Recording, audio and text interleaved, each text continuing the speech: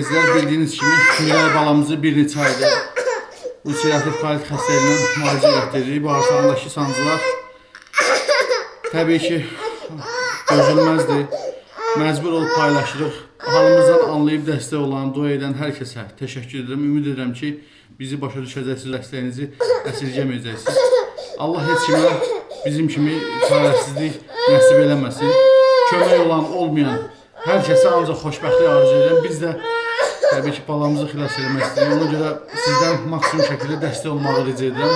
Ümid edirəm ki, harayımıza səs verəcəksiniz, dəstək olacaqsınız, dua edəcəksiniz. Öncədən hər birinizə təşəkkür edirəm.